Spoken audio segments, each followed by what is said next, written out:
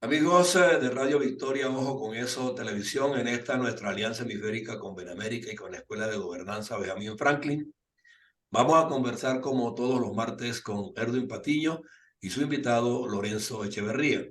Lorenzo pues es ex profesor de la Universidad Simón Bolívar en Venezuela y otras experiencias profesionales en el ramo de la economía. Y desde luego pues que el tema económico de alguna manera es ineludible en el momento que estamos viviendo, porque ha habido robos, despilfarros, atracos a mano armada con los dineros del erario público. Y por otro lado, pues tenemos a un gobernante que dice sabérselas todas. Y ayer de paso comenzó un programa semanal, un show, que inclusive dice que está usando inteligencia artificial, pero no tuvo la inteligencia real para determinar pues que estaba minado por los corruptos de corruptos, ¿no? Entonces, bueno, frente a este panorama, o sea, ¿cómo podemos nosotros formularnos, Lorenzo y Edwin, un rescate en forma coherente e inmediata si la persistencia del régimen es que tiene la razón y que aunque hayan destrozado el país, pues ellos tienen que seguir allí? Y no hay fórmula ni nacional ni internacional que nos garantice que el camino se pueda abrir. Entonces, no Yo sé, justamente, Edwin, adelante. mira, yo justamente, bueno, invité a Lorenzo, mi amigo Lorenzo, porque hemos conversado bastante sobre estos temas y mira, esta situación que está viviendo Venezuela y cuáles serían las prioridades para un rescate del país, porque lamentablemente, mira, el primer gran problema es el problema de gobernanza. Es el problema de cómo se hacen las cosas, cómo se están haciendo las cosas. Pero de ciudadanía también, porque tenemos una No, sí, ciudadanía que se pliega a gobernanza, todo, se pliega y ciudadanía, no reacciona. sí, claro. Usted tiene un problema de gobernanza, de educación moral, de ciudadanía, de productividad, eh, la economía destrozada. La gente en la calle ahorita pidiendo salarios, pero tú no ves pidiendo otra cosa, Que por cierto, pidiendo ya salarios. asomaron por aquí que hoy, mañana o pasado, en cualquier momento, inclusive antes del 1 de mayo, van a intentar pues nuevamente la figura del bono, un incremento del Sí. bono, pero el salario sigue igual. Sí. Entonces, eso es el mismo panorama que hemos estado viviendo durante todos estos años. Eso lo han estado haciendo desde comienzos de año, porque el salario mínimo había caído a $5, entonces, $5 o $6. Entonces han complementado para los entre unos 30 y unos $20, y creo que hay algunos ahorita que están en el orden, están hablando por ahí de llevar a 50, $60 el salario mínimo. Entonces, el gran problema está en que, y también existe la posibilidad de ir haciendo ajustes periódicos sobre esos bonos. Entonces, no necesariamente, como sale, el asunto es, yo le digo siempre a la gente, mira, no importa cómo te den el dinero, cómo te paguen el dinero, cuando estás viviendo un problema de supervivencia, de hambre y de miseria. Entonces, el gran problema está en que estamos haciendo reclamos de salarios y en una economía totalmente quebrada, el gobierno sin recursos, porque como han dicho ellos mismos, que se han acusado, no es producto de una investigación ni de la policía, ni de la fiscalía, ni de nadie, No son sino que señalamientos al simplemente, voleo para aparentar. eso simplemente han sido, en el lenguaje malandril, eso se llama sapeo. Entonces, se han venido sapeando unos a los otros. No, es que no hay formalidad jurídica en nada, ni los pasos En lo absoluto, correspondientes. No se cubren en las lo instancias. absoluto, en lo absoluto. Entonces, ese es el gran problema. Entonces, tenemos un gran problema de gobernabilidad. tenemos un problema educativo, tenemos un problema de productividad, tenemos un problema de moralidad, porque mucha gente El problema es acepta ético. todas estas cosas, El problema es ético. problema ético, Sí. problema ético. Y entonces, ¿cómo recuperar el país? Bueno, para eso tenemos a Lorenzo aquí que nos puede dar luces sobre Justamente, algún esa es diseño. justamente la idea de invitar a Lorenzo. Pues. Sí, Lorenzo, Bienvenido, bueno. Lorenzo. ¿Cómo están, José Antonio, Erwin?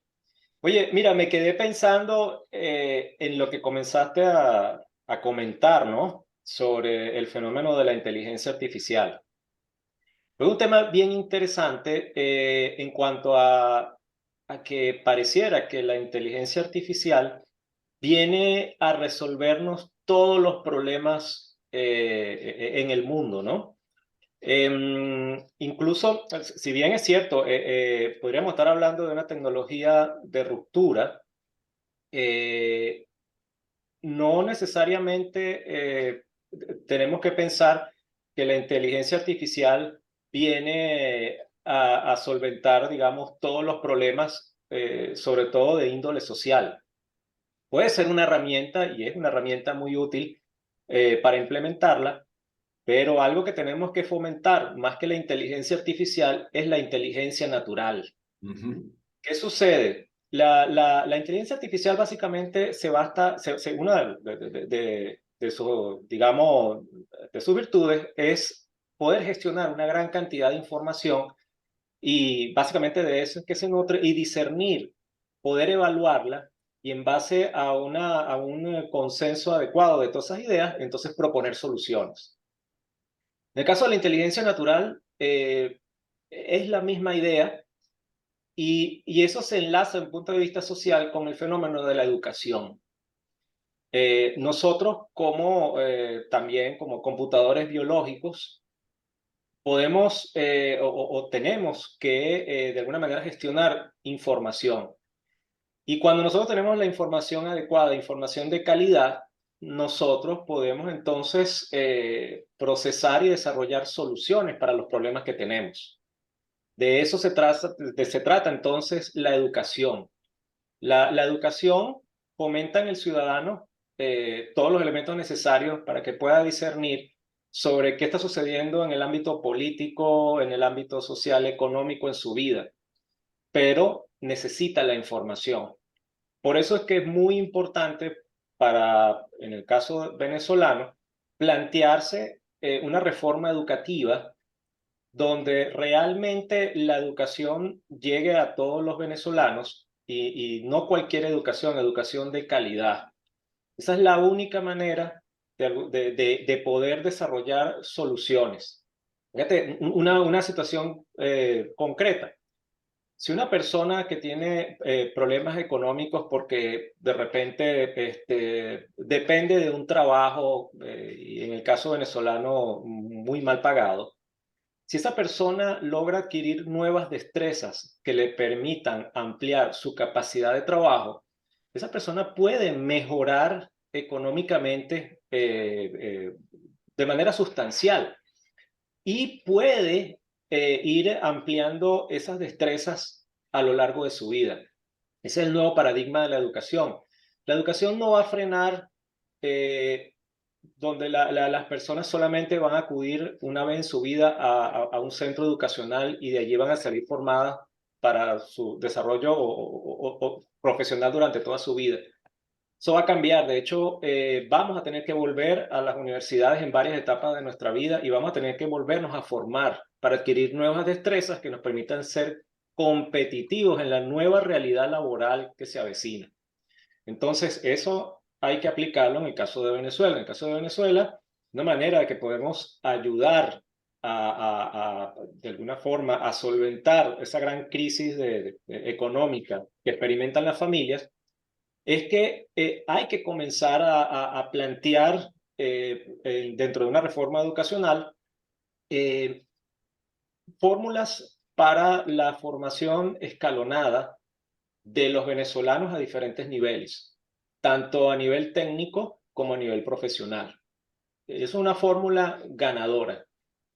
Entonces, sí, la inteligencia artificial es una herramienta, pero no por eso vayamos a pensar que sin inteligencia natural vamos a poder, digamos, solventar los problemas que tenemos. Qué bueno que tú hagas hincapié en eso, porque yo estaba en este instante que tú comentabas el tema, pensando en que las universidades, la academia, los institutos tecnológicos en su momento fueron la concentración de distintas formas de saber y se diseñaban de tal manera sus enseñanzas, pues que era lo que permitía que los profesionales, además de alcanzar las destrezas de vida en cada una de sus áreas, se prepararan también desde el punto de vista ético y formal para ir al campo de trabajo, al mercado de trabajo.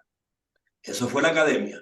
Pero fíjate que este tipo de regímenes, o sea, la atropellaron a tal punto de que casi la desaparecieron. En el caso de Venezuela, por ejemplo, todas las universidades están en el suelo. Hasta su infraestructura física y laboratorio desaparecieron. Eso implica retomar el diseño de la academia, o sea, pero combinándolo, por supuesto, como dices tú, con las nuevas herramientas y los nuevos paradigmas tecnológicos. Pero el problema está en que para ello se requiere también la aportación de recursos oportunos, idóneos, y el convencimiento de los líderes de que hay que volver a reconstruir ese esquema formativo del ciudadano común y corriente. No lo tenemos, no lo diseñan los mismos presidentes, los mismos líderes que tienen pues, en sus manos el manejo de los ministerios respectivos inclusive. O sea, no tienen la idoneidad para ello, a tal punto que se conformó un plantel de ministros y de funcionarios públicos en esta última etapa venezolana que todos nos han terminado demostrando que eran ladrones. No, nos faltó el factor ético, porque manejaron las herramientas de inteligencia artificial de una forma tal que robaron sin que nadie se diera cuenta y miles y millones de dólares. Eso es inteligencia artificial. Entonces, la aplicabilidad de la inteligencia artificial tiene que ir también en consonancia con el factor ético, si no, no hacemos nada tampoco. Claro, esa es una perspectiva, digamos, bien interesante. Y siguiendo con el tema de la inteligencia artificial, eso es algo que todavía podemos pensar que es insuperable en el ser humano, ¿no? La ética y la moral. Eso es algo que no es fácil de discernir por una inteligencia artificial. Y eso es sumamente importante. Y eso, yo creo que eso es parte integral de un sistema educativo. Y evidentemente, este sistema educativo tiene que venir de una gran reforma política. O sea, tiene que haber una intención política en realmente abordar ese tema y que ese sea uno de los componentes en esa agenda fundamentales, ¿no? Para la reconstrucción del país. Yo no veo una intención real en estos momentos de mejorar el aspecto de la educación en Venezuela. Pero yo creo que eso es un requisito fundamental y cualquier fórmula política, agenda política que realmente quiera abordar los problemas graves del país, tiene que pasar por considerar ese aspecto como uno de los más fundamentales. Claro, y tenemos las redes sociales que hoy día se consideran el recurso y la vía más adecuada para llegarle al ciudadano común y corriente, al nivel que sea. O sea, tampoco están diseñadas ni se reglamentan de manera tal que los contenidos propendan a esa búsqueda, porque copan más la escena, las trivialidades, las estupideces, la chercha, que el contenido verdaderamente enaltecedor, elevado, pedagógico, constructivo, académico, racional. Tú coges cualquier plataforma y vas de arriba abajo y te pasas 5 horas observando y no consigues, si acaso, uno o dos contenidos que tengan más o menos ese propósito de formación ciudadana y de verdadera gobernanza. Lo demás es fatuo. Sí. Ese es Y el problema. los controles que tienen generalmente son hasta estúpidos, ¿no? Yo he recibido más de una llamada de atención de Facebook por una mínima tontería, a veces una ironía, qué sé yo, cualquier cosa, entonces están pendientes de eh, que es un contenido ofensivo, qué sé yo. Mira, realmente Sí, que violenta las normas comunitarias, no sé las qué normas cuánto. comunitarias. Entonces, pero, y entonces la mala gobernanza, o sea, Sí, el destrozo de un país no violenta las normas comunitarias. sí, sí, sí. Sí, el asunto es que hay que entender que las redes sociales, como muchas otras cosas, son herramientas y depende del uso, depende de si la usamos de manera adecuada o no. Y yo creo que ahí es donde está la importancia de de la toma de buenas decisiones, tanto a nivel personal, familiar, como incluso institucional y del país. Y crear políticas que permitan realmente regular el uso de ciertas herramientas si se perciben que pueden llegar a tener más problemas que beneficios. Pongamos el caso de TikTok en los Estados Unidos, donde ha sufrido últimamente grandes iniciativas digamos, de censura, ¿no?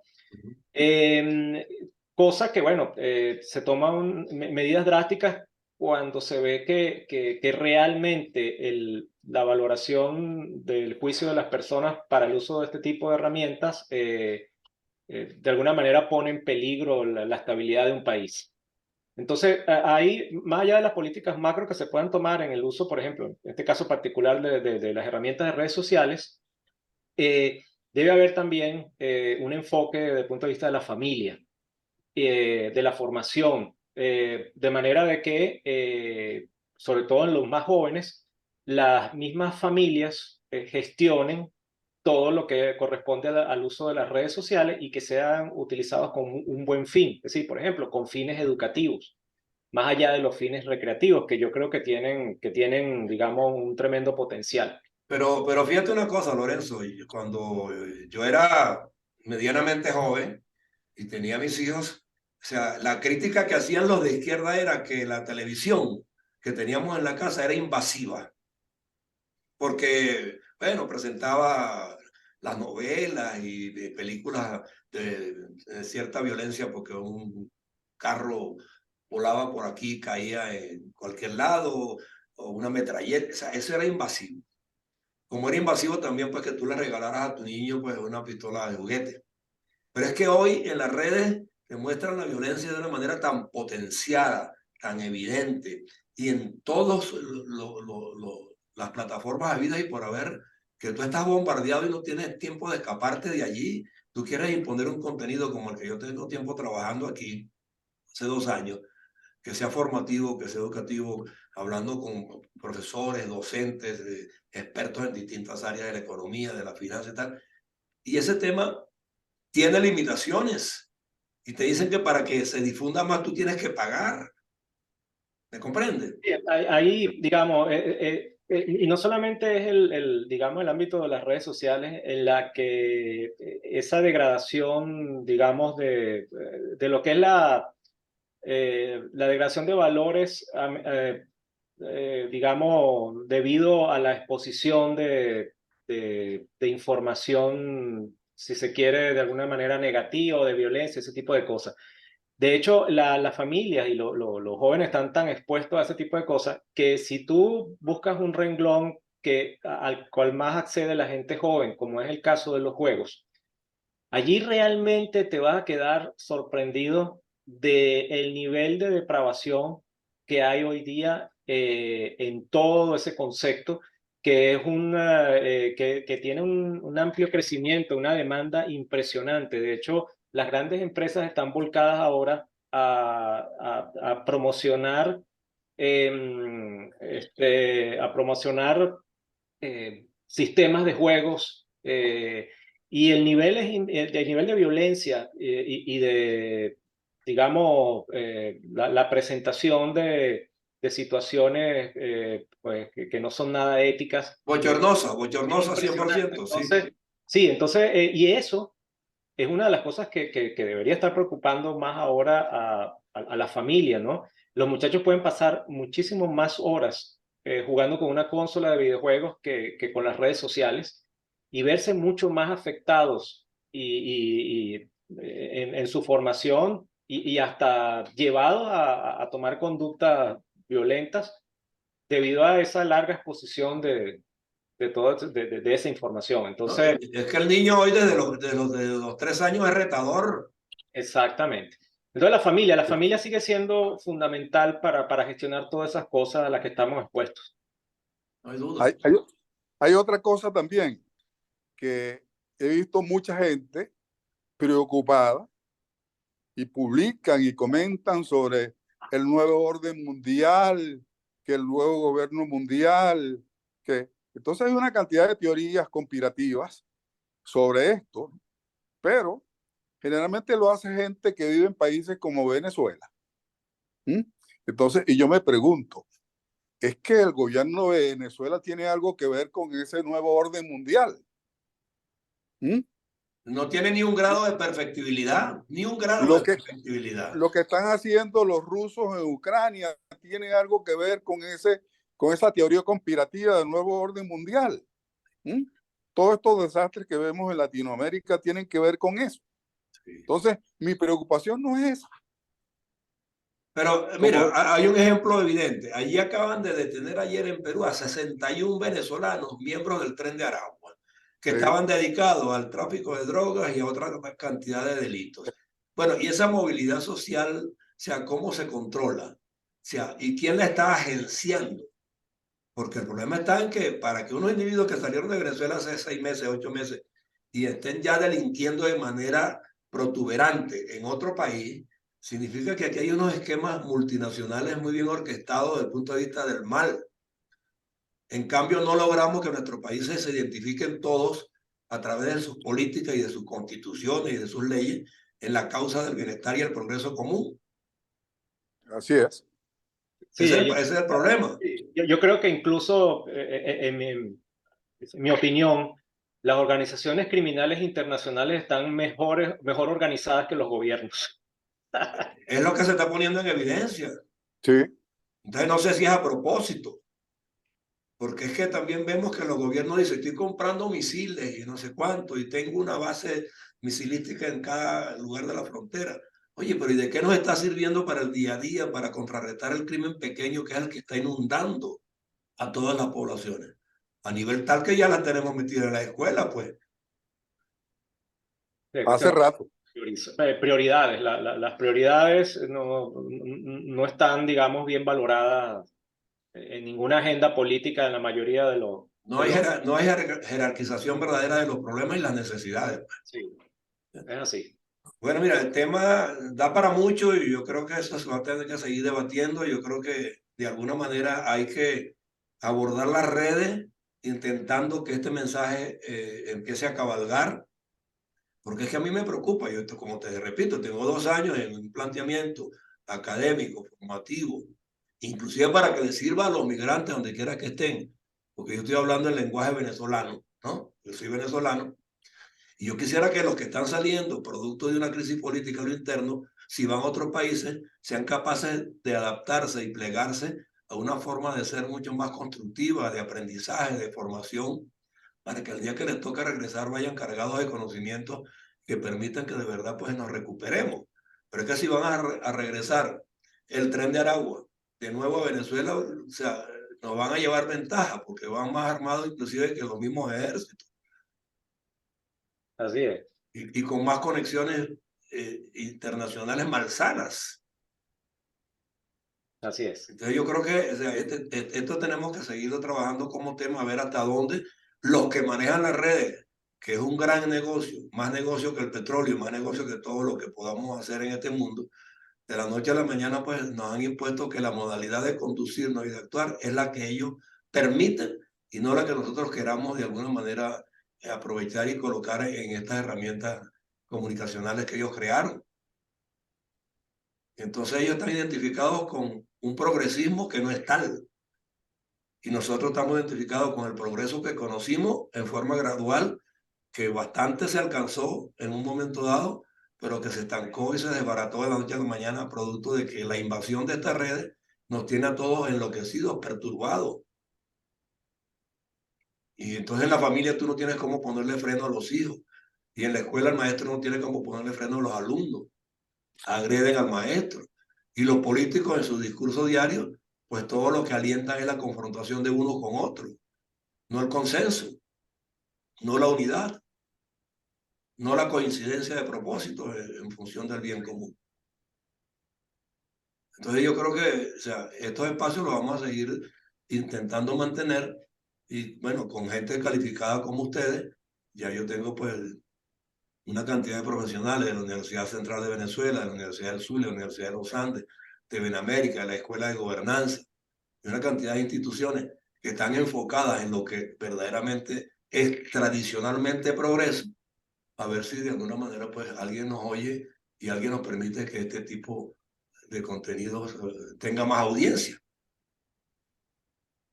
Ojalá, ojalá que algo suceda. Hola. Y bueno, contamos con ustedes dos pues para estar con regularidad aquí, Bueno, gracias, José Antonio, por... en ese propósito que nos enaltezca de alguna manera.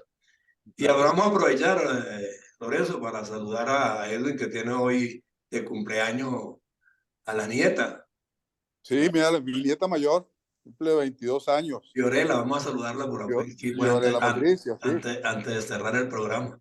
Sí, está cumpliendo 22 años y bueno, mira, próxima, en este año culmina su carrera en la NAHUAC, en México. Estudia turismo internacional, está haciendo sus pasantías Buenísimo. en el Bueno, penúltimo semestre, sí, y ese es el tipo de generación que nosotros necesitamos fortalecer aquí. claro, Claro que ¿Sí? sí. así es. Un abrazo, Mucha- pues, se le agradece mucho su tiempo. Saludos, cuídense pues. Cuídense. muchas gracias, Antonio. Bien, Muchas gracias. amigos, gracias a Un Erwin abrazo. Patiño y a Lorenzo Echeverría por su tiempo del día de hoy. En Radio Victoria, Ojo con Eso Televisión, en esta nuestra alianza hemisférica con Benamérica y con la Escuela de Gobernanza Benjamin Franklin. Que la pasen bien.